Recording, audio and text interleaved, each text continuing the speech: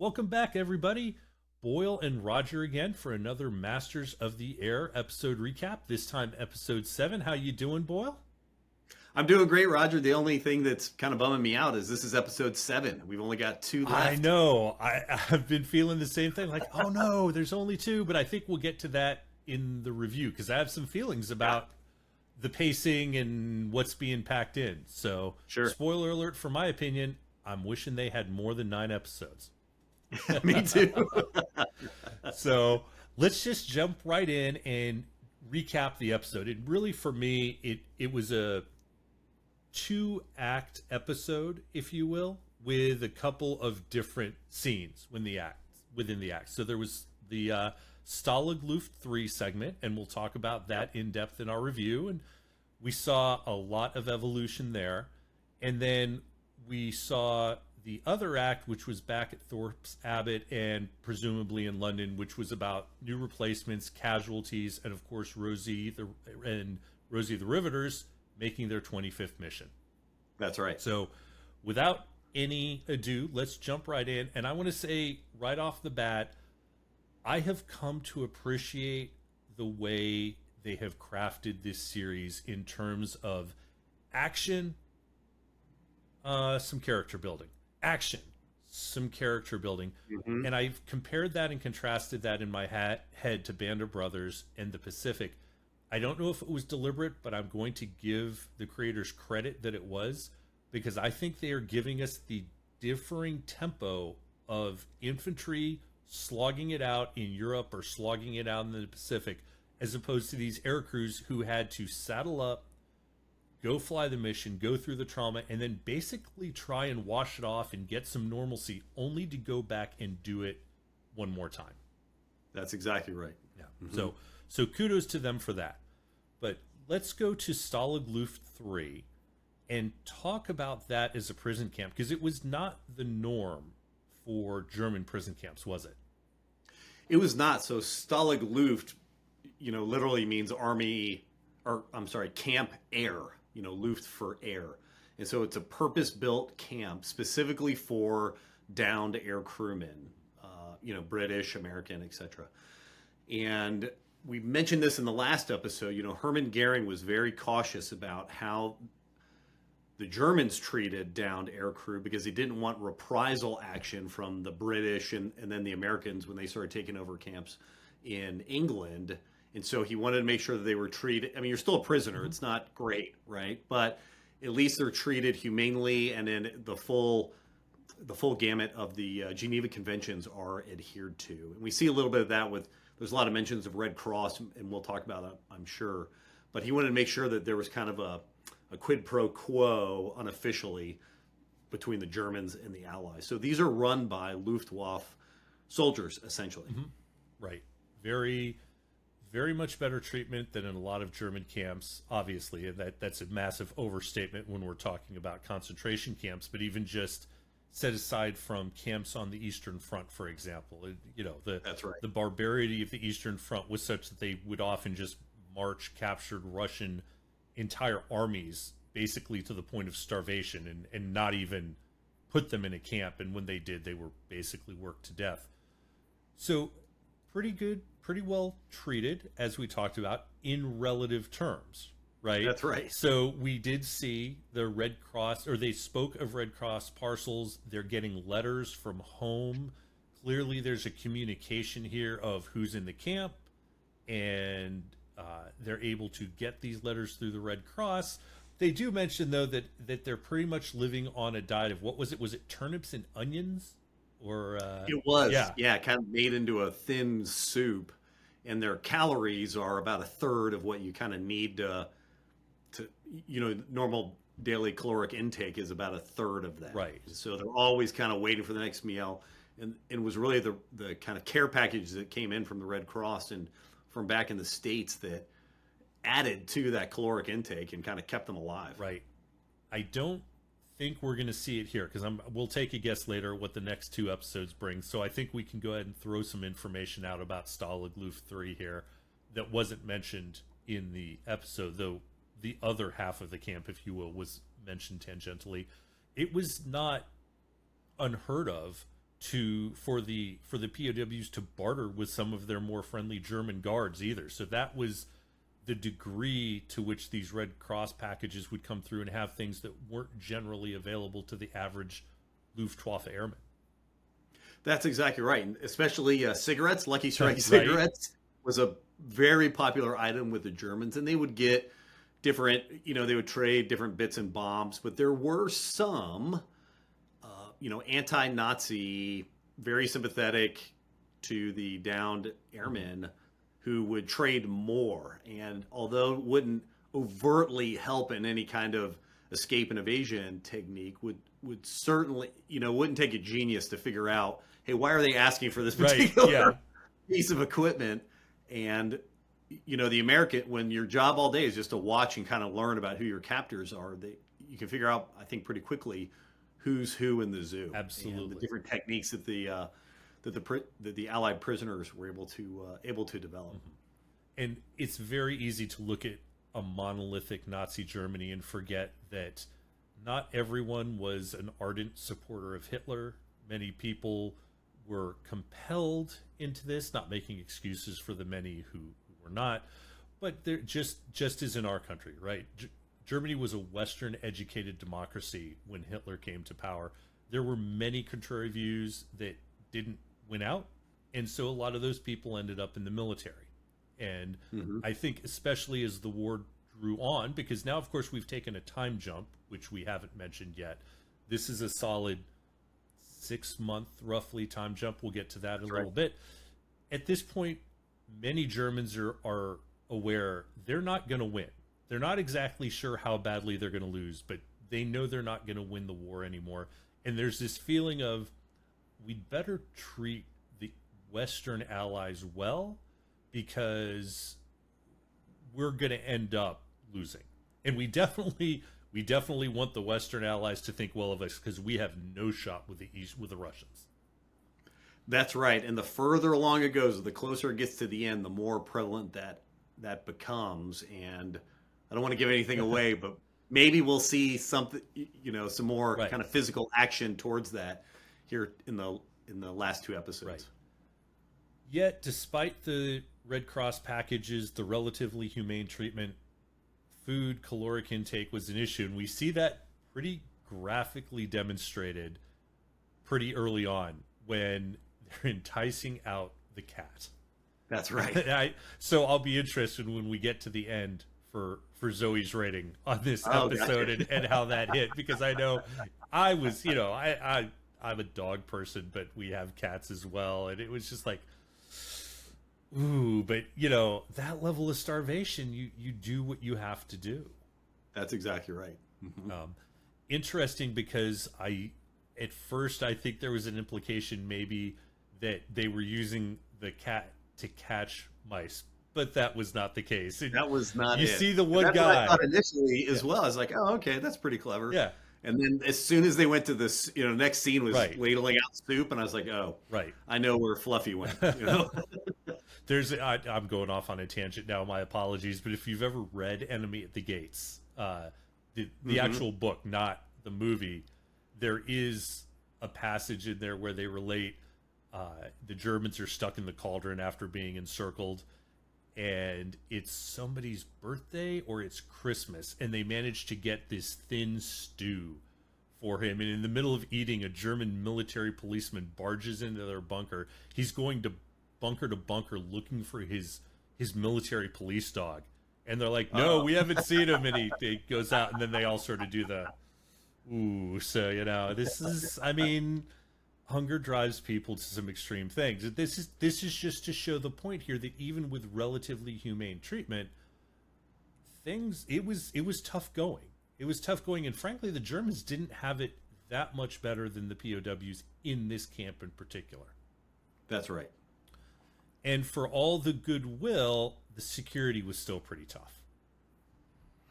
It was, and that's one thing that Don Miller in his book, has a big chapter on POW camp, in particular Stalag Luft III, and the conditions there, the hunger that was always prevalent. And even though, relatively the treatment is okay, it's still a prison camp, and they are still at war. And the German guards, depending on who it was, right, is they're going to take very, very little. Very, very few lines can be crossed, if at all, and they're very strict on their discipline in order to kind of keep the prisoners in line and make sure there isn't a riot, a mass breakout, or anything like that. Right. It's one thing for an individual to maybe trade for those cigarettes or make a trade there, even if you know intuitively, yeah, I'm giving the Americans this, whatever it may be.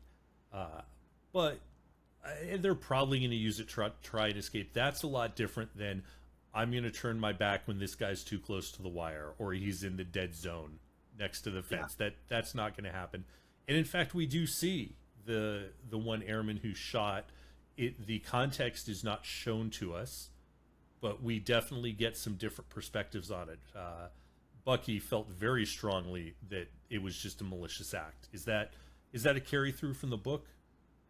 It's not a carry through from the book, but again, we are, as the audience member, we're left with that quantity. Like, what happened? Maybe that guy was making a run for it, and the guard was just executing his orders. Maybe he was just late getting into his hut as they were ordered to do, and the guard happened to be a sadistic, awful human being. We don't know. All we know is the end result, and we get to experience the kind of range of emotions and that unknown. But I think the frustration that is shown with Bucky's character is that kind of pressure cooker of being trapped inside. And one thing that Don Miller talked about was, I think the chapter was called The Wire, because it didn't matter where you looked, what you were doing, looking at the sky, looking at your hut. When you turned around, the wire was always looking at you. Mm-hmm. And this wasn't one thing that he brought in his book that I thought they were going to bring out. There's a bit of despondency and a little bit of despair with, hey, we're going to end up dying in here, as their calories are going down and they're just kind of stuck there. But Don Miller talked about that a lot, where, if you go rob a 7-Eleven and you get caught by the police, you're going to do 2 to 5, right? When you're getting out. They didn't know when they were getting out.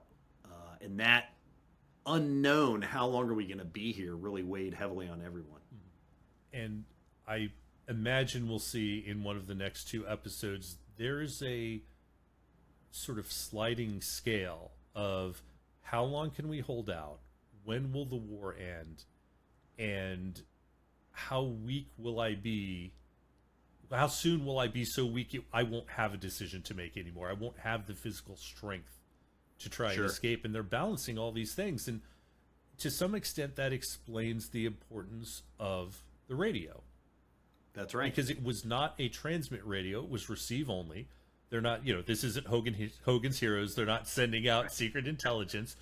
But they had the radio, and we'll talk about what happened there in a minute. But why was it so important to them to have this radio? Well, it's a connection to the outside. They're in this complete information vacuum. They knew exactly where the war stood until the minute they stepped out of that B-17 and were under a parachute. And from then on, they have no idea what is happening. They might be able to hear, like in one of the scenes, they hear the strikes happening up in Berlin, or even then they're unsure, like, well, the flak guns are kind of from here. It could be there, could not be.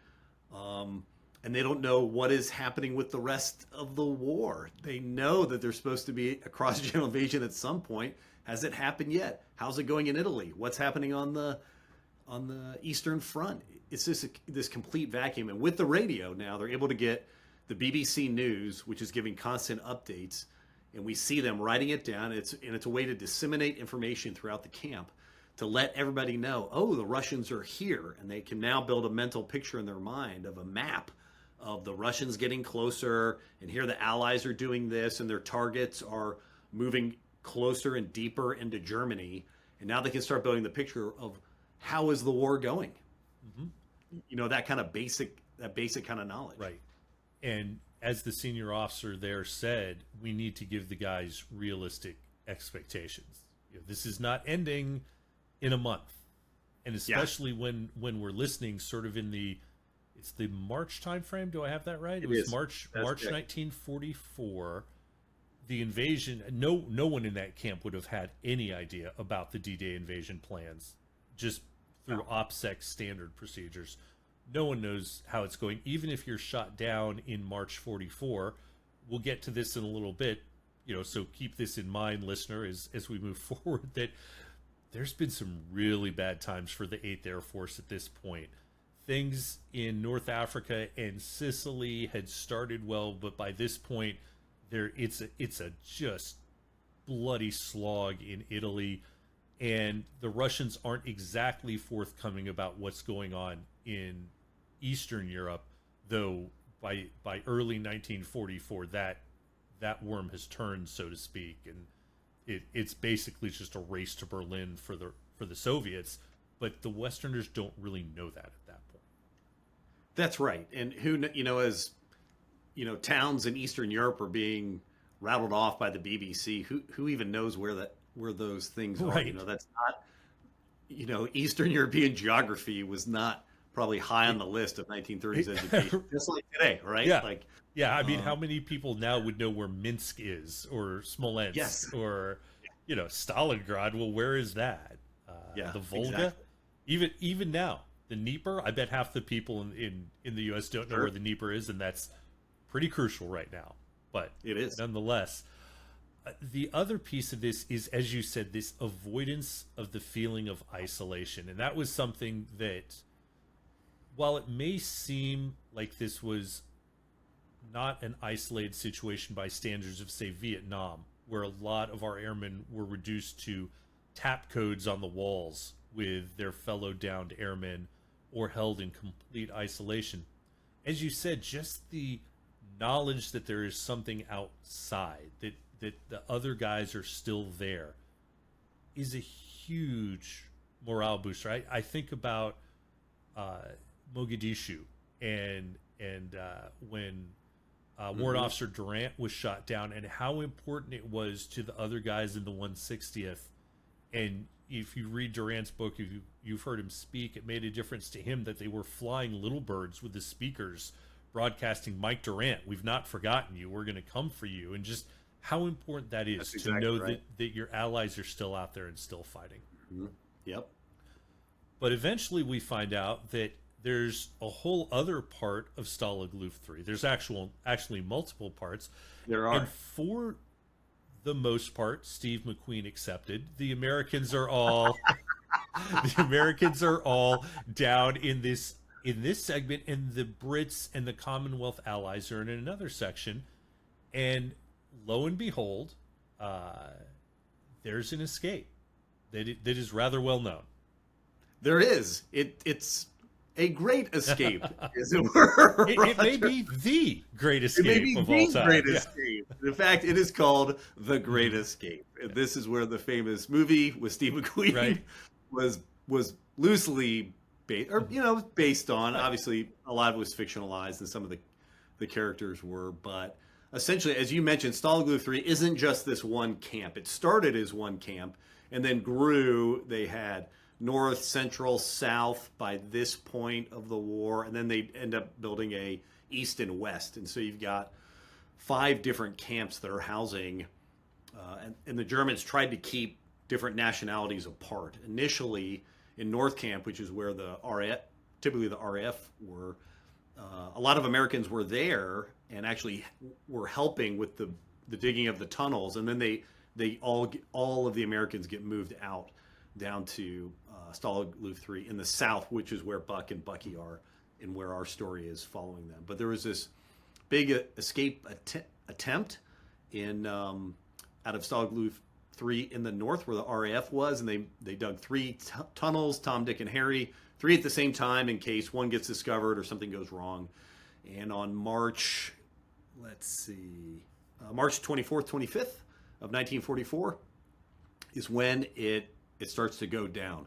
And their plan was to have 200 people go out. And this was a year's worth of planning, preparation, making clothes, fake papers and documents, teaching people basic German phrases, train timetables, because they could hear the train and they figured out, like, okay, this is when the train's going by, and here are the timetables for it. So they knew those things, bartering with the guards for different items, digging the tunnels. So a year's worth of work goes into it, and their plan was for 200 people to escape. They get 76 out through the last Tom, Dick, and out of Harry was the tunnel that was used. Tom collapsed, and then Dick was used, or Tom was discovered, and Dick was used for kind of supplies, and Harry was the one that they went with. They get 76 people out. The 77th person who pops out of the ground, the guards finally see him in the middle of the night, and they go rushing down there and close it off. And of the 76 people, 73 are recaptured, and of the 73, 50 of them are killed. And that was talked about in the episode. And they just, singly or in groups, they just, straight up executed these escapees. And there were only 3 prisoners that actually escaped during the Great Escape. And funnily enough, 2 of them were Norwegian and 1 of them was Dutch. So they probably had an advantage of language and, local area knowledge, or at least once they kind of made their way up towards the Netherlands. And that's one ended up going out through Spain, but the 2 Norwegians went up that way. So maybe familiar with the area, but a very, very famous escape attempt. And then the reprisal for it, not only were the Americans worried about it, like, they're going to come down hard on us for this one, but the Luftwaffe, as depicted, who are in charge, are incredibly worried about it, because then they're going to have the SS and Gestapo now run the place, and the Luftwaffe doesn't want that. The Americans don't want that either, because then it would be a whole different scenario with those folks in charge. Whole different ball game. Couple things to unpack here. One is, even though I think the surprise appel, the roll call, which is actually not acronym, but a shortened term for German roll call, literally, they would have these surprise appels in the middle of the night to try and do exactly what they did. Oh no, we've got the radio out. And their first radio is actually found, and we'll come back to that in a minute and what they do afterwards. But for me, it sort of illustrated something, and unsolicited plug now for a movie that's older than either of us, right? Which is The Great Escape. Go see The Great Escape. Go see it. It is a long but very good movie. And you talked about the fact that it was over a year's planning to accomplish that. And yes, 1 tunnel was found. You could hear the Americans were astounded. 3 tunnels. How did they manage that? Well, the movie will tell you in a sort of fictionalized format. But what struck me is the Americans, they are not very practiced at this, right? The first Americans are probably showing up in the camp barely 9 months, maybe a year from some of the earliest missions, right?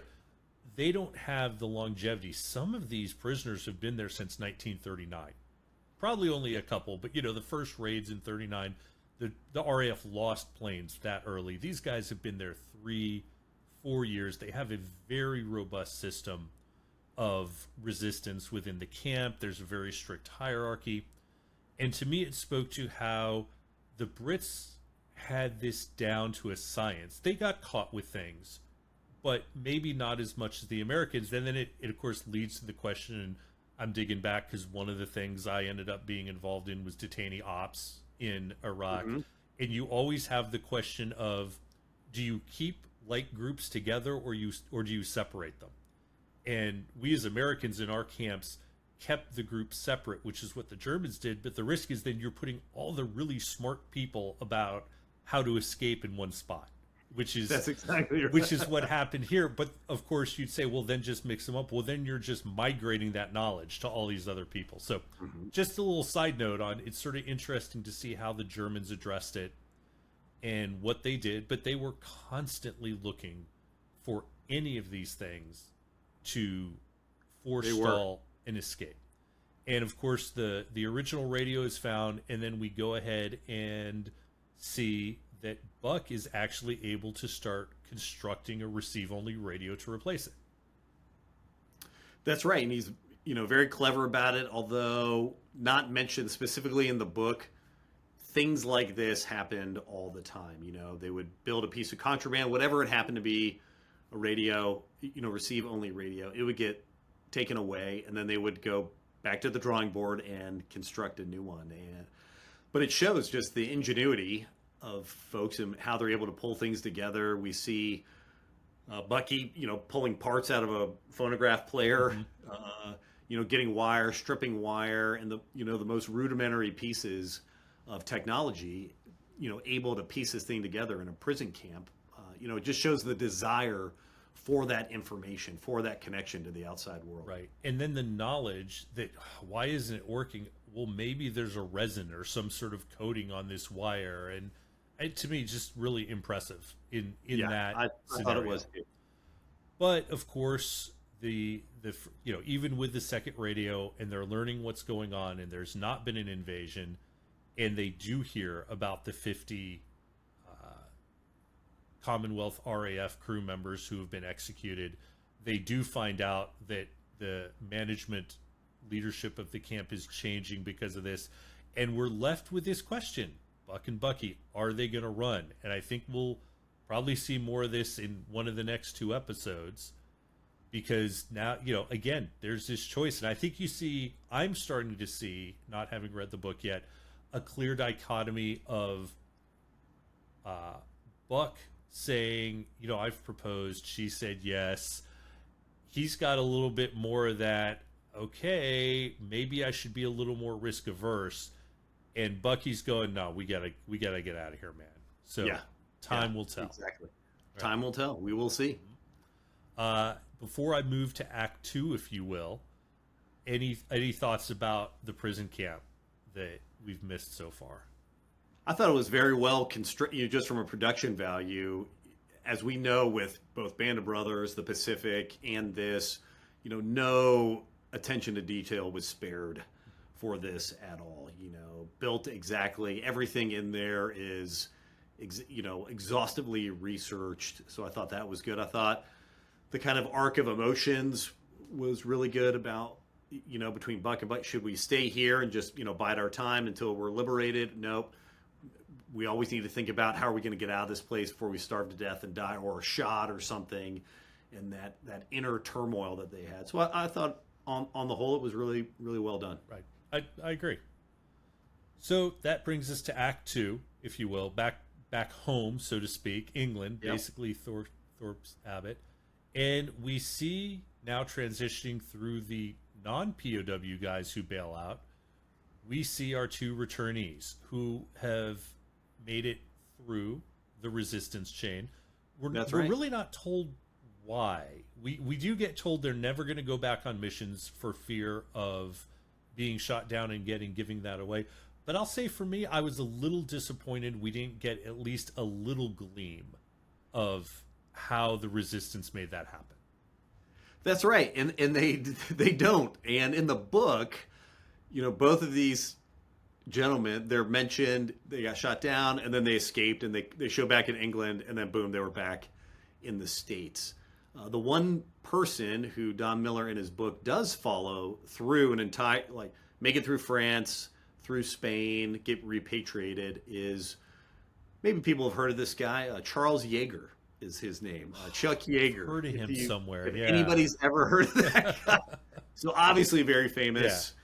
Spoiler alert, he survives the war and goes on to break the sound barrier and many other aviation records, but really steps through what that was like, what it was like to be with the resistance and what that meant, and how hard it was physically to make it over the Pyrenees and the trials and tribulations. And Chuck Yeager, and that's exactly right. He was told, hey, great, you're back, but you're grounded. You need to go back to the States, because if you get shot down again, they're going to capture you, torture you, and then get all these escape lines, and this network of people are going to be found out. It is way too risky for you to do that. Just the same way, people are used to hearing about our units, American forces, rolling up insurgent lines in Iraq, in Afghanistan. Well, the resistance were essentially the insurgents. That's exactly what they would have done had they gotten that information. That's exactly right. Yeah, we'll see. Go ahead. I was going to say, Chuck Yeager, though, as soon as D-Day happens and they do the breakout from Normandy, about 45 days later, he appeals to Eisenhower saying, hey, it doesn't matter because we've taken over France. That's right. Can I go back flying? And they allow him to do that. So he goes back into combat. And happens to become an ace and even shoot down 1 or 2 jets, if memory serves right. Yeah. Yep, that's correct. stick of Beemans and go Yeah, on your that's way. right. Seen the movie, you know what I'm talking about. Yeah. But on the discussion or my feelings on the review, if we go back to the movie The Great Escape, I felt like they covered that in two very short scenes, and I wish we'd seen something like that here. Just Yeah. I won't give anything away if anyone's not seen The Great Escape. They could have addressed that a little bit better, in my opinion. I think so too. Yeah. Mm-hmm. But that being said, we have the old guys coming home who aren't going out on mission, and then we've got the replacements. And we've seen replacements before when it was Rosie and his crew. But That's now right. we're seeing wholesale replacements. We are. And although we see the wholesale replacements coming in, and it's implied, after the Munster raid, only Rosie makes it back. And now here we fast forwarded, and they've got a whole apron full of aircraft. What's only implied, and not even really that well, I don't think, is the mass industry, the training regimen that's happening back in the States, the huge industrialization. And here by 1944, the United States is at full-time war production and absolutely outstripping everybody and providing the war for the Pacific, for the European theater, for the Brits, for the Soviets, and the entire nation at war, and what that looks like and what that entails. But it's just massive, absolutely massive. I'm glad you brought that up, because I don't think it was really obvious that that's what was being implied, but just the flow of aircraft and the numbers. I should have taken some numbers down because I don't want to misquote from memory, but the number of aircraft the U.S. produced compared to what Germany produced or anyone else was just immense. It was, oh yeah, it was almost a ludicrous comparison. Yeah, I see you looking for the numbers now. I know, looking for the numbers. I have them written down from another episode and I can't find them, so we'll have to talk about that. We'll come back to that. You're right. They are just outstripping everybody. But let's also, the flip side of the coin is Germany is now in its highest fighter production that they've ever had, and will continue to ramp up even after Normandy. And so even though they are shooting down many aircraft, they're doing these bombing runs, they are going after aircraft industry and ball bearing factories, and eventually they'll switch to synthetic oil. But anything that can put an aircraft in the air, they are targeting with their bombs. And still, there are hundreds of Luftwaffe aircraft, Focke-Wulf 190s and Me-109s that are up there fighting them every time they go up. So it is truly a battle of attrition. Right. And newer models of these things. As much grief as the Germans get for not really modernizing their designs, they almost, and it's unfair, and we could do a whole nother episode on the good or bad timing, right, of your military designs. But suffice it to say, the Germans were still improving their aircraft throughout the war, and maybe something we can dive into more next episode, because I suspect we're going to get really in depth with fighter pilots next episode with the Tuskegee Airmen. So maybe we'll go deeper on that then. Okay. But to your point, there's just a churn, and no matter what the U.S. does, cranking out B-17s, B-24s, P-51s, cranking pilots through training in 90 days, the Luftwaffe is still there. And at this point, I believe the 100th had taken over 100% casualties. They had, with the exception of Crosby, right, who was still there. Right. But numerically, and people yes. ask, well, how can you take more than 100% casualties? Well, because, if you start with 1,500 guys, I'm making this up, right? If you start with 1,500 guys and you churn 2,000 into that unit, and you still, you still have 1,500 guys, well, you lost 2,000 guys. You've lost this many people. Yeah. And this is where the Luftwaffe continuing to come up, and the boys being sent out on mission after mission starts to take a toll. And we see Rosie's leadership. We see it come out, and let's talk before we talk about the two missions that are really addressed in this episode about Rosie, and then you and I were talking before we started about Crosby's opinion and what he writes about Rosie. And I'll let you describe that because I think that was really well put. Okay, so we had, Crosby, wrote a book, Wing and a Prayer, and he is there through the arc of the 100, through. It'd be interesting to see in March of 44 just how many times the 100th Bomber Group has been replaced. If you start with 360 pilots, right, 36 crews, and the only guy left standing is Crosby. Yeah. How many more people came in behind him? They lost, 13 bombers on Rosie's first mission. So that's almost a third. Almost half, right there. Yeah, third of the group. Yeah, but again, I'm not a math major. That's why I'm a historian. That's right. Not a math major. So I don't have to do that. Statistics, they were really tough. So, yeah. Right. But, Crosby's opinion, who sees the arc of this whole thing happen, his opinion was, he's like, Buck and Bucky, they were the heart and soul of the 100th Bomber Group. They were there from the very beginning. When the group was formed, did all the training back in the States, came over to England, leading those first missions, and they are kind of the larger-than-life personalities with Hollywood swagger, the crushed caps, the scarves and whatnot, and, just cool as cucumbers all the time.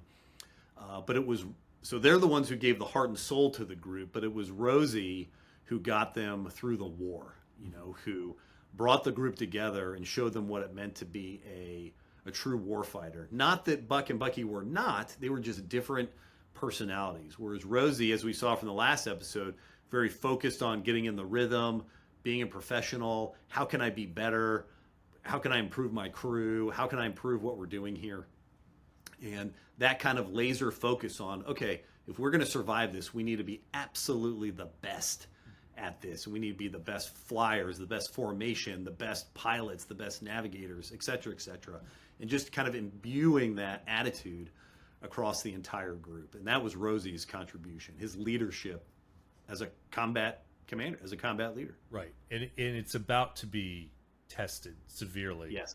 I want to take a lighter moment, side note, just for a second. I'm glad you mentioned the sort of crushed hat thing, because I appreciated going back an episode or two that, when Crosby first meets Sandra, he's there with, trying to get that crush on his cap in the mirror. And it's just little things like that are morale boosters. Because I can only imagine that for you as a Marine, that's just anathema. Like, oh my gosh, we would, no, this is never going to happen. It is, but it's the spirit of the time, and you have to respect that. And, you get the crush cap, or what they call the 25 mission cap, is what it was called. Yeah. Because as you're wearing your headset over on top of your service cap, it gets mushed down and mashed out of place, and it gets that kind of pushed down. Yeah. And then I find it ironic that the U.S. Army today, that's the cap that they issue for their service uniform, and it comes pre-crushed. So I find it ironic that the major land power in the world is using a Air Force hat as their symbol of swagger. Yeah. Anyway, it's just one Marine's opinion. Just one. Yeah. No, I sort of share it. Though I will say it's funny because surface Navy, very straight-laced as far as the Navy goes, exactly the same thing. We would never. When I went expeditionary, the amount of time we spent, and I won't get into how our caps are constructed and everything, but it's not the same as it was back then. The amount of time we spent trying to take our khaki combo covers and take that band out of there and figure out how to get that sort of crush look for the small boats and just the swagger. I like that they put that in there because you're right. It's a little bit of, little swagger. Yeah, little showing your thing. That's right. And little things like that can really add up, believe it or not, because you need to pull every leadership trick out of the book when you are dealing with things like what we see on the first mission here, which historically is known as Black Monday. And this is that first raid that we see in this episode to Berlin. And let's talk first. There's a big time jump here, right? Because last episode we saw what is sometimes called Black Week, but it was the Munster raid, and it's where 15 or 13 cruisers shot down. And we don't even That's right. talk about Black Thursday, which was 4 days later, which was even worse. It was, and many groups. So we're focused on the 100th bomb group, and Black Thursday. That happened times many groups across the 8th Air Force, and was just an absolutely horrible, horrible week. And although a low point because of the high losses, that's what they're facing every day. They're losing multiple bombers every mission, every single mission. And in fact, Black Week in October of 43 led to not a bombing halt, but really a rollback of these deep penetration missions until they could get the escort fighters all the way to the target. And we'll see that here in a little bit touched on. I think this is one reason to go in this time jump to spring of 44. Why jump forward? I think doing Black Thursday would just be the same thing over again. Right? It would be. Yeah. It would be fascinating to see, but for an audience, I think maybe the producers think like, hey, we've made the point. It's awful. Right. And we need to step back to this sort of tempo of awful. I'm in London. Awful. I'm having a drink in the pub. Awful. So we're rolling back. But we get to, correct me if I'm wrong, Black Monday was the worst day of the war for the 100th, I believe. I thought Munster was the worst day of the 100, but maybe I'll have to go back and look at the that. fact that we have to ask and we wonder sort of says it all, right? Like these are both horrendously. Yeah. Which day was worse? Which day was worse? To put it in land terms, we're talking about a battalion. Either of these days, essentially losing an entire company. That's exactly right. All of Easy Company gone. All of Easy Company, right. If all of Easy Company was just gone in a day from the 506th, that's what happened on each of these 2 days, as well as Black Thursday. So This is what we're facing.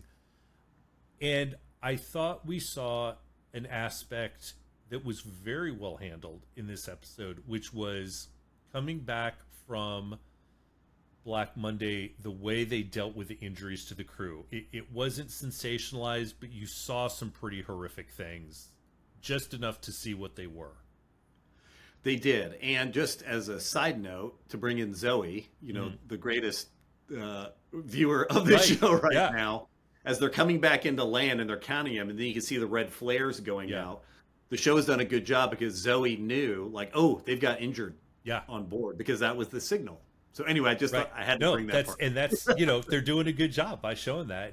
But there's a lot of injured, and, the burns. And if one of our viewers put a comment up the first week about, they really haven't touched on the horror of having to fly home for 2, 3, 4, 5 hours with these guys. And I don't know that we're ever going to see that, because to really get a feel for that, you'd have to take an entire episode and dedicate it to just that.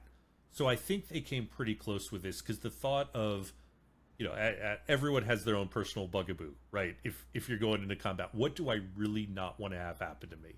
Or at least my friends and I did.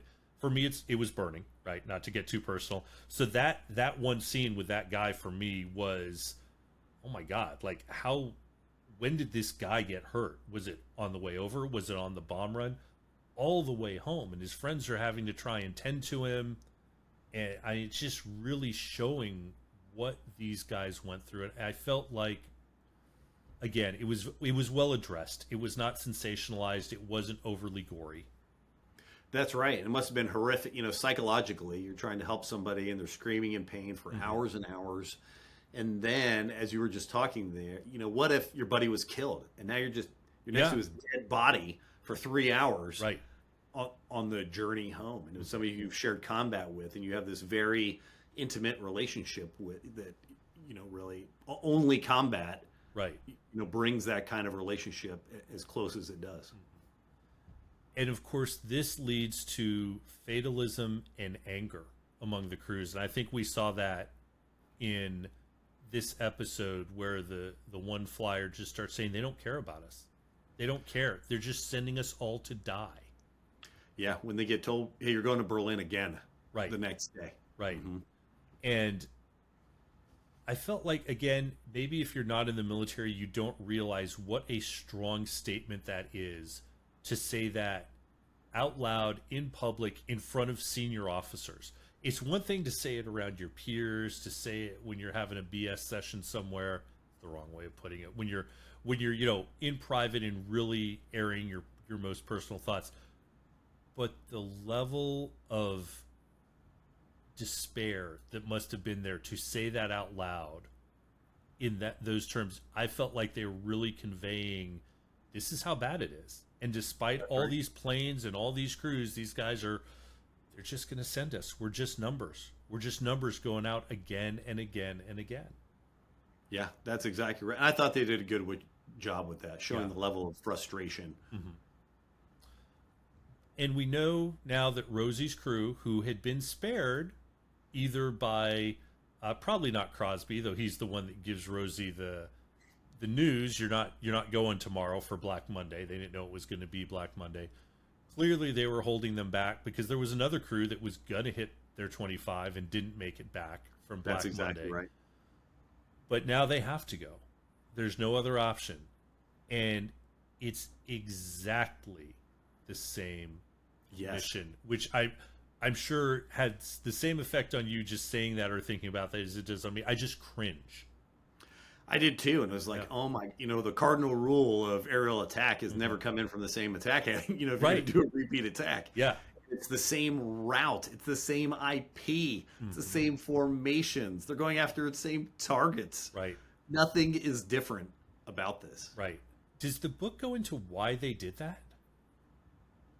No, I think it was part of it was that they finally had clear weather, and when you look at when you look at their logbooks and the missions that they flew, there are big gaps in there, weeks long. And you think like, geez, what were they doing? Training the whole time, or were the bombers down, or with other groups? Like, nope. It was, in the winter in Europe, it's pretty horrible weather. And as we've discussed before, the whole theory is precision bombing by daylight, revolving around a unique piece of technology, the Norton bomb sight.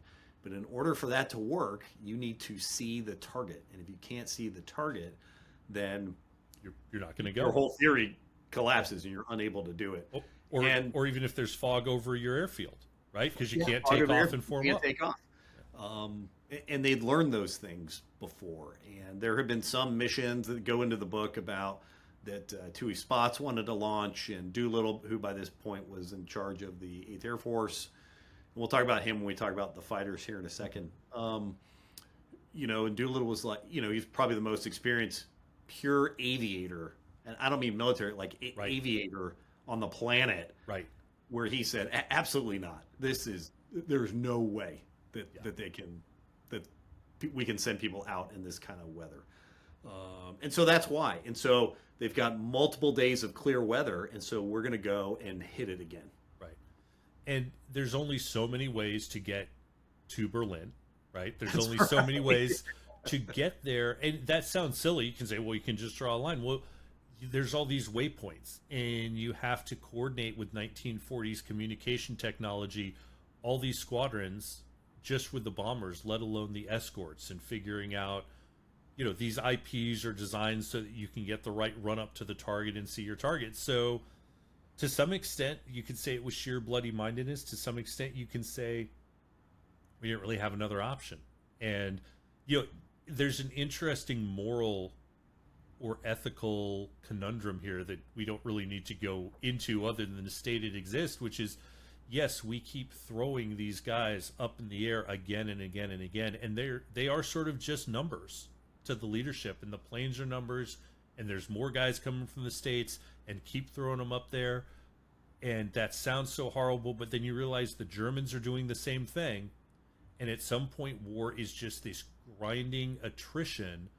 And to some, you don't know it at the time, but when you boil it down to the simplest terms, well, yeah, we can give up. And then how many more millions are going to die under the German concentration camp system? How much more of Europe is going to suffer? And, this is the double-edged sword of military leadership.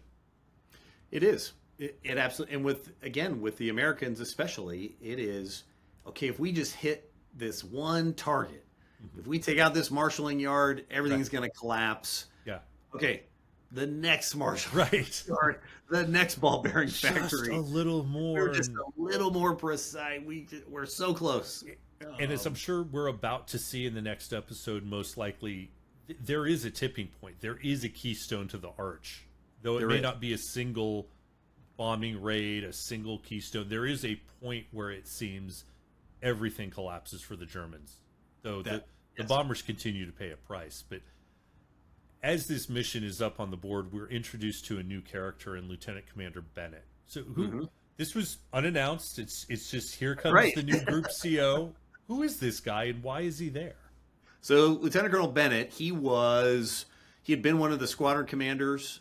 I don't think he came in with the original group. He's a squadron commander. He does very, very well leading combat missions, and then he is made the exec of the group commander Chick. I can't remember his full name, but the guy we've seen over the last few episodes with the mustache, who gets gallbladder stones and has to get sent back to the U.S. So although Lieutenant Colonel Bennett says he's in London, he's actually on his way back to the U.S. to head to Walter Reed to have kind of emergency surgery. Right. And it was partially from the stress of doing this. It was. And he, you read memoirs or letters or speeches that folks who were in the 100th Bomb Group during this period, through this kind of black period, that kind of September 43 until now March of 44. And they credit Chick to keeping everybody going and, his combat leadership of keeping the group together through these really dark times. They're still having them, but to be able to just keep the group together and keep them fighting. Right. And again, the air exec position is not a flying one, just like the group commander or group leader's position is not a flying one, which to some extent I think shows a little bit of the leadership genius of the original group commander. Because if we remember, that's right. Bucky was originally air exec, and he was completely not suited to it. And at least my opinion from what I've seen in the series is they put him exactly where he needed to be, which was a squadron commander. That's exactly right. Because I think it's a different type of leader that has to be staying behind every time, still have the respect of the men, still send them up there every time. But the price of that is that he cared. It wasn't just numbers. And that, eventually took this toll that is why he's not there. That's exactly right. And then Lieutenant Colonel Bennett, as you're alluding to, he says, hey, we're going back, but I'm not going to ask any man to do what I wouldn't do. So I'm leading. Right. I'm leading this Which one. is not what was done back then. The group leaders did not fly. And I think that probably, and that happened. That probably was the saving grace for, the tempers are flaring. People are very frustrated and angry. They just lost 15 bars yesterday. Not like a month ago, not like Munster back in October. Right. This was yesterday. Right. That we suffered these horrific losses, and now we got to go back again. Holy cow. Yeah. And I've read outside of, obviously, so I haven't read the book yet, that Colonel Bennett actually vehemently protested up the chain of command this raid and said, you cannot send us back on this same mission profile the next day or 2 days later, whichever it was. And they said, well, yeah, you are going. And that's what led to him going, well, only if you allow me to fly with the men. That's right. And it had to have made a huge difference because I know, aviation has different rules, as you know, far better than I, that you don't want to lose a plane just to a mechanical problem. So aborts were a thing. They're definitely a thing in peacetime. They're a thing in wartime. I have to imagine if you compare the early raids where you get someone like Buck saying, no, push on, we can do it. By this point, I'm not blaming anybody who on Black Monday is like, manifold pressure's high on 2, we better turn around, And this, it takes a leader like that to keep half your squadron from going, oh, there's a minor problem. That's right. And Okay. Oh, the light's not working. Oh well. yeah, and that's We're not gonna keep taking going. anything away from these guys. These guys are in such a state of combat trauma That's right. from this that I'm not criticizing them. I'm really giving Colonel Bennett credit for Yes, being exactly. that sort of a leader. And then we see Rosie go out because now he has to talk to his crew. We just watched the other crew that was about to get 25 go down. We lost 15 planes. It's going to be worse. There's no way. There is no way this isn't worse because the Germans are going to be able to just come right back up. They know any mistake they made the other day, they're going to have fixed. Yep. We're all going to die. We're done. We're all just going to die. And Rosie just handles it, right? He does. He handles it. And this is the crew. They have flown together the entire time. And this is their 25th mission. And they know each other. They know how to fight. And he's just short, to the point about, hey, this is a job. We do our jobs. You do your jobs. I'll do mine. We're going to get back here just fine. And that's exactly what they needed to hear. Right. It's not always Kenneth Branagh on, Right. Henry V, St. Crispin's Day. Sometimes less is more. Sometimes the longer speech is great. But he does it, and they take off, and lo and behold, all 15 planes make it back, which is just crazy to me. It is. It is. Now, they mention the Mustangs finally in this episode. Finally. Though, if memory serves, the first Mustangs had shown up in 1943. Prior to that, it was P-38s and P-47s who couldn't get all the way into Germany. It is. So the Mustang had shown up earlier, but it had a terrible motor. And so these were aircraft that were given to the RAF. And then one of the RAF pilots said, hey, you know what? If we put a Merlin in this thing, as this, by dumb luck, it fits perfectly in here. I bet you this thing will really hum. And so they, no kidding, take out the kind of stock motor out of it, put the in Allison. a Merlin, and the thing just hums like a dream. And it can go, even with no tanks, it can go further, faster, higher, more maneuverable than anybody out there. And then there's this really ingenious way, we don't need to get too into it, about how they developed the drop tanks. But essentially they're made of paper, almost like paper mache. But they're able to slap drop tanks on there. And now they finally have a fighter that can make it the entire bombing mission. Right. And now they've got them. And I think they mentioned that the escorts aren't going literally all the way with them. There's relays of escorts that meet them at different parts of the mission. But now you finally have coverage all the way. And you alluded to it in an earlier episode we did, which is, even though it's not stated here by now, because of General Doolittle, and as you said, if you don't know General Doolittle's pre-war history, most people are like, oh yeah, the Doolittle raid. He had so much. I'm going to use a polarizing figure, and maybe it's the exact wrong one to use at this point, but it would almost be like World War III breaks out tomorrow, and Elon Musk goes and enlists in the Space Force and leads all these amazing Space Force firsts and raids, and because he's done all these things before it. He's a polarizing figure. So if you're not a big Elon Musk fan, it's probably an apt comparison. Yeah. Doolittle was very famous in his own right, even before the outbreak of the Second World War. Right. And so now I have two fighter pilot tangents for this episode. One you just sort of brought up to me, and I'm looking here really really quickly. That's right. Holly Hollis. Does this name ring a bell to you? Oh, that sounds so familiar. So you brought up the Mustang originally going to the RAF service with the Allison engine, could not fight at high altitudes where the European war was being fought, but was a terrific performer down low. The Allison engine Mustangs to the end of the war could not be beat for reconnaissance, down low for speed, and actually the first Mustang kill in history went to an American flying in the RAF named Holly Hollis. Wow. Who then went back to be a naval pilot and I believe got kills in the Pacific.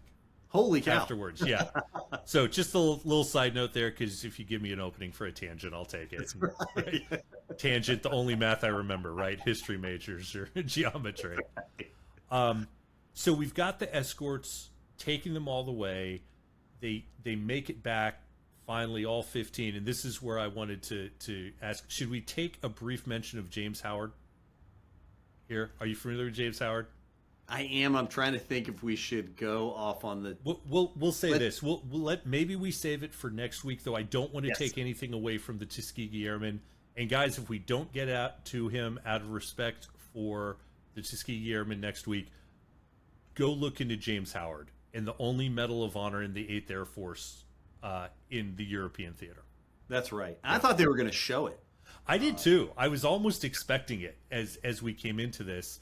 Because it was January 11th, 1944, so it was it was a little before this. But we've talked about it. We finally see the fighters coming up. We see all 15 bombers make it home, and now Rosie comes home and he buzzes the tower. So is this fact, or is this a little bit of, hey Maverick, you're not cleared for the tower? This is fact. Nice. In the episode, he does it twice. In fact, he did it twice. Wow. Yeah. Well, what are you going to do to him, right? Like, hey, you're going home. You're going home. You made your 25 missions.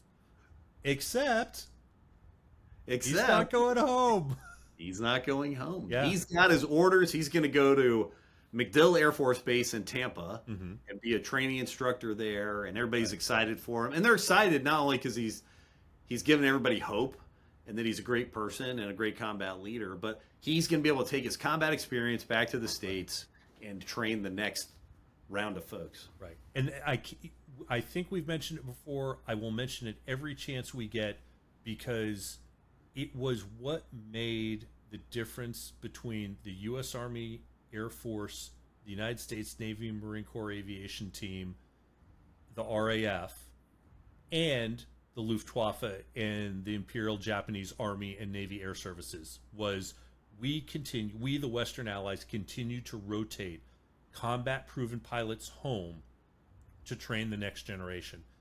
And for various differing reasons in the Pacific and in Europe, the Germans and the Japanese did not do so. And That's right. Arguably, with all due respect, the Imperial Japanese Navy pilots and the Luftwaffe pilots at the beginning of the war were at least as good as our pilots.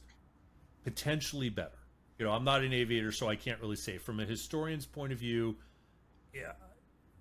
an early war Imperial Japanese Navy or Luftwaffe pilot, I think, was probably a more highly trained pilot, we'll say, than these mid-war 90-day, churn them through pilots that we had. But they lost that because they didn't do exactly what Rosie was slated to go do. That's exactly right. And we kept and probably increased the quality of instruction back in the U.S., whereas in Imperial Japan and in Nazi Germany, the training got less and less and less and less, and really impacts their combat capability in the air. Right. But Rosie says, I can't do it. I can't, as much as he could do back home, he can't leave the 100th. So he gets a new assignment. That's right. He re-ups. And Lieutenant Colonel Bennett, tries to talk him out of it. Sure. Are you sure? Are you really, really sure? Yeah. But that's the kind of, military professional that Rosie has become. Right. There's a job half done in his mind.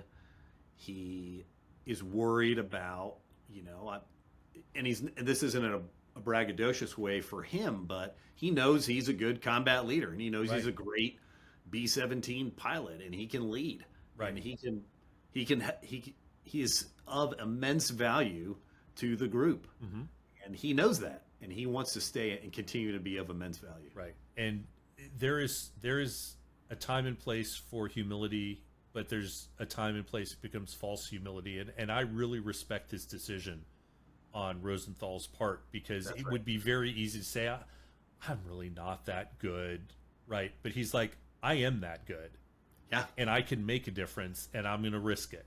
So he does. That's exactly right. And then, but the last thing that Bennett tells him is, I got to tell you, we're changing tactics now. And this is interesting to me. I will be honest, I thought watching the episode that we, meaning the U.S., had already changed tactics. I didn't think it happened right around here. It does make for great dramatic effect, but it was sometime in the spring that, to your point earlier, well, we're gonna go after oil, we're gonna go after ball bearings, we're gonna go after the engine plants, we're gonna go after the rail yards. Finally, we just say, the heck with it. You bombers, your bait. We're gonna destroy the Luftwaffe in the air. That's right. And so, again, makes for great dramatic effect, not necessarily historically accurate. And we've talked about this, I think in the first episode, or certainly the second episode, we hit it again. Operation Point Blank which was signed off in the summer of 43, the Luftwaffe is the number one priority for both the 8th Air Force and Bomber Command. Why? Because the only way we're going to be able to pull off a cross straight, or not straight, channel invasion. Sorry, thinking about the modern. Yeah. Is to be able to have air superiority. We cannot have the Luftwaffe bombing our ships and our men coming ashore. Absolutely cannot have it. It is a must have, not a nice to have, a must have. And every target that they're going after is revolving around this. We could talk about we've talked about different bombing philosophies between the U.S. and the RAF, but that's why they're going after the ball bearing plants. That's why they're going after the marshalling yards. That's why, slow down industry so they can't make fighters anymore. And then with the P-51, you finally have the aircraft that can, really make a difference, long range, and go with the bombers. But it's really in January of 44 when Doolittle takes command of the 8th Air Force. Ira Eaker is moved to the Mediterranean, and then Tui Spots comes in. And the names may not be familiar with everybody, and that's fine. But it's really the leadership of Doolittle who takes over the 8th Air Force. Mm-hmm. And he goes to the 8th Fighter Command, right. So the fighters in charge. And they had this big plaque up in the Fighter Command, and it said, the role of the fighter is to protect the bomber. And Doolittle goes, wrong. The role of the fighter is to kill fighters. Right. And this is exactly what the fighter guys have been waiting to hear. And the fighter group commander goes, you mean I can take that down? Yeah. Because Ira Eaker had made him put it up beforehand. And Doolittle's like, yes, get rid of that trash. I want you out there killing fighters. You understand me? Yeah. And if you kill fighters, you're going to keep bombers alive. Yeah. And so that started that kind of mental shift on the fighter side of the house, along with getting this new aircraft, really changed it. And then the bombers always knew that they were bait. You couldn't just send a group of fighters flying to Berlin and then expect the Luftwaffe to come up and fight them. Everybody knew that wasn't going to happen. Yeah. Did fighter sweeps happen? Yes. And they weren't as successful as when you had a giant formation of juicy bombers with the Luftwaffe, trying to knock them out of the sky. Paging Robin Olds 20 years later, but that's a whole other story, right? That is exactly right. So, again, makes for great dramatic television, not necessarily historically accurate. Right. And, in fact, if we follow history, this 7 to 8, this transition from episode 7 to 8 should give us a transition of mission that was very controversial, but I'll leave that to see if they do. That one came directly from Eisenhower, but we'll leave that for episode 8. And if they don't, yes, we will. I think we will see that. I think we'll see it. One other thought on the Mustang, just again to sing its praises, is if you're not familiar with fighter development before the war and through the early parts of the war, there was this idea that you had the small single engine fighters. They'd be really good at dogfighting, but there were going to be these heavy fighters, twin engine fighters, like the ME-110 or the Bow fighter on the RAF side, and that these were going to be the longer range escorts. And the P-38 broke that mold to some extent, but the Mustang suddenly became this, could fight everything in the sky It could. including the jets under the right circumstances. That's though, right. though was going to be a little bit outclassed, but had everything. It cannot overstate what a game changer the Mustang was. Yeah, that's And, exactly. but again, I think we're going to hear more about that in the next episode. We will. So then let's wrap up with talking about the narrative with Crosby and Sandra. Okay. Because yeah. go. Yeah. For this, we saw the relationship building in the last episode, and we talked about, hey, you've got, people are in this horrible, horrible war. They're in this horrible circumstance. They want that human connection, and we saw that with Bucky's trip to London when he met the lady from Poland, and that it's the human to human connection that they're showing here, and the mental, emotional, spiritual release that you have to have, or you're going to go crazy and end up in a flak farm. And for Crosby, his release was Sandra, so he visits her again and again, and again, and they have this relationship. And I don't think it's for us to judge the morality of it, and or even if what's depicted here is what happened, because that's exactly right. It's never said, but I think you're absolutely right. The point is, it's this extreme circumstance, and if you lose that human connection, you're going to crack up. That's right. Yeah. But what we still don't know is, what does Sandra do? What does Sandra do? I don't know that we'll ever know. I think we're going to find out in the next episode. Okay. Do you? Okay. Yeah, I think we will, just because Zoe makes me watch the preview for the next episode. So I think we're okay.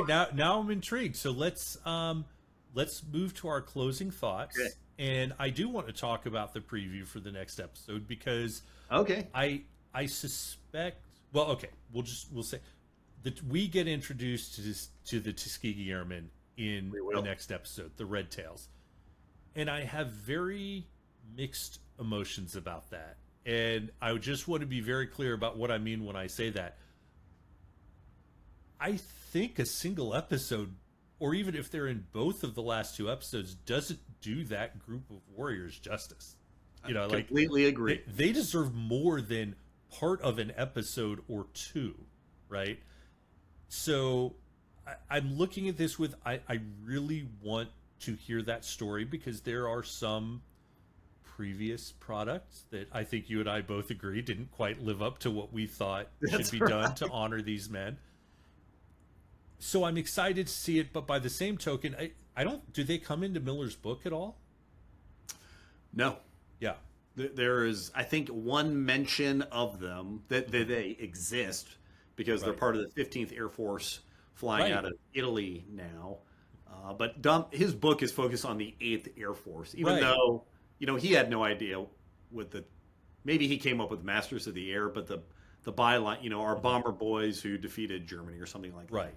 So that's a big part of that is the 15th Air Force, and they get very little, almost no attention paid in Don Miller's book, which is fine. There's nothing.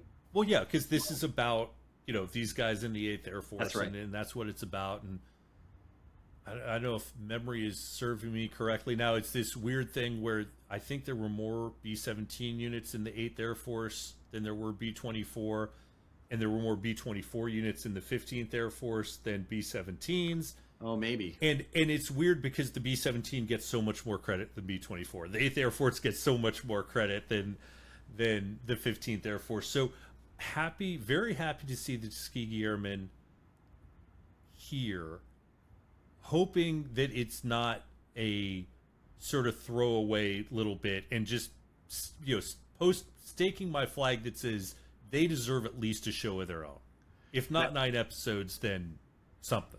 Completely agree. Yeah. And I know how they're going to make the connection, just historically, between the 8th Air Force and the Tuskegee Airmen, and the people that we've seen on the episodes so far. So I know how that's going. So I'm not going to give any spoilers, but again, I don't want it to be paid short shrift.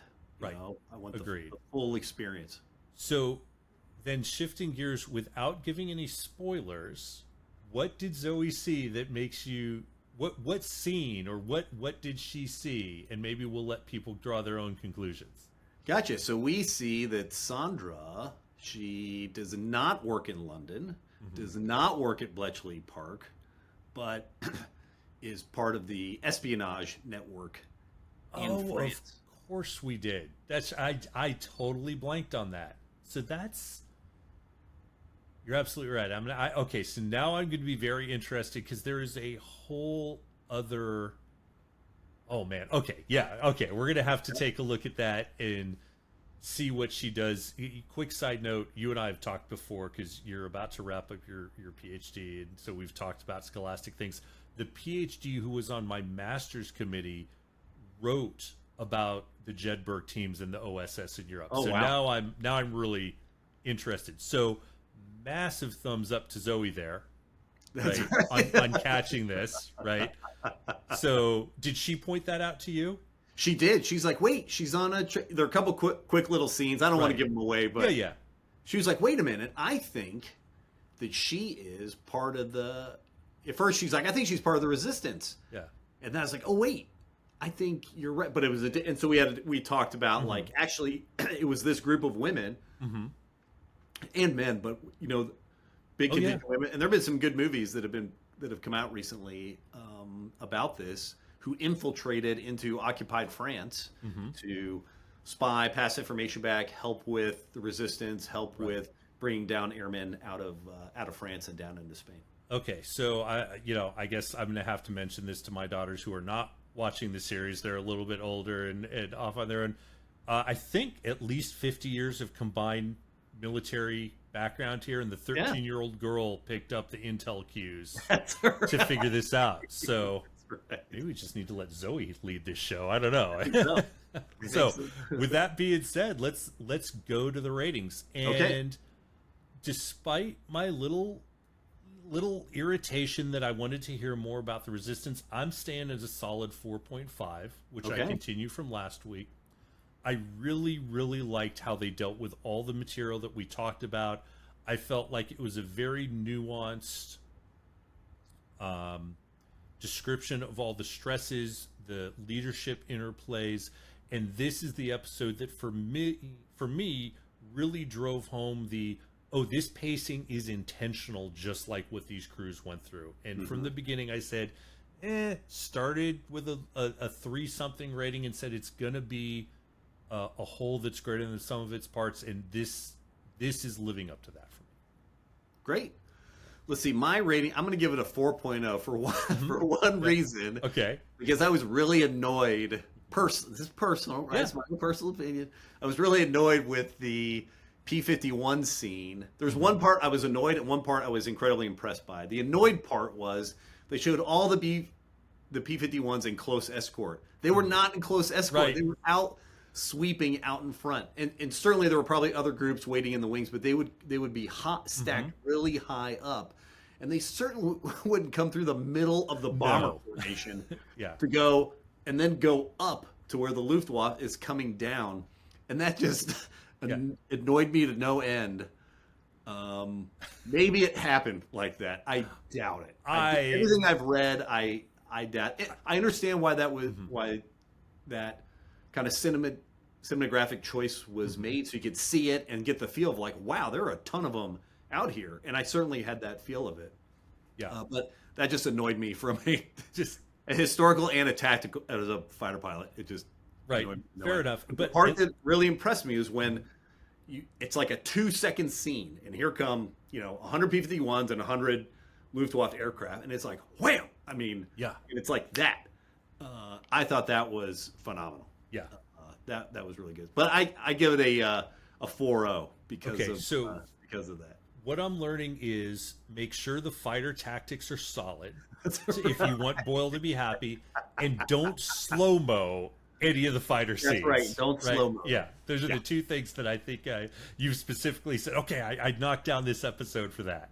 That's right. Yeah. That's fair. That's very fair, especially coming from a fighter pilot, right? Yep. For me, 35 knots is fast. And then Zoe, her rating was only a 3.8. Really? I think this is her lowest rating yet. She enjoyed the episode.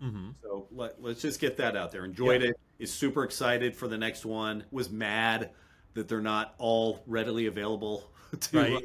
Yeah. to binge watch all at once. But she didn't. Some of the pacing and the camp, and it was just kind of like, okay, this emotion, that emotion, a guy's shot, and then we're moving to this, and there's a lot of ground that they're trying to cover there. And as somebody like you and I, we've read about it, we know about it, but to somebody who knows nothing about it, I could see how that would be a little jarring for it as well. Yeah. So she didn't like that aspect of it. Yeah. I really like her take on that because, you know, that's the danger of people like you and I coming to this, and we're looking at it through our lenses. That's right. And this is not a documentary. Like, let's be clear. This is a narrative telling of what happened, and for history to be accessible to people who aren't historians, it needs to be able to be viewed through that lens. So I really respect that she had that take, and I think that's a very insightful take on that, on how they did this episode. Yep. So for her, there's just a lot, almost too much going on as your kind of normal audience member who knows nothing about this topic, this specific topic is all. Again, still enjoyed it. Is still enjoying it very much. Like me, is sad that there are only 2 left. Yeah. It got mad at me when I reminded her, like, oh man, honey, second to last one. She's like, what? How are we to wrap this? Well, again, we mentioned it, I think, early on. Maybe what you can do is once it's done, you take a break and you find the time when you have some time over the summer, and there's got to be some way to line up Band of Brothers, The Pacific, and Master of the Air, and watch episodically, chronologically, all those things that are going on. Yep, exactly. Yeah, exactly. With the Great Escape intermission there somewhere in the middle. So, all right. Well, as always, thank you. I know you have a lot on your plate this week, and we'll be talking shortly after this, but maybe we'll talk about that in next week's episode. Okay, great. I'll let you know how it went, Roger. Sounds good. Talk to everybody soon. Bye.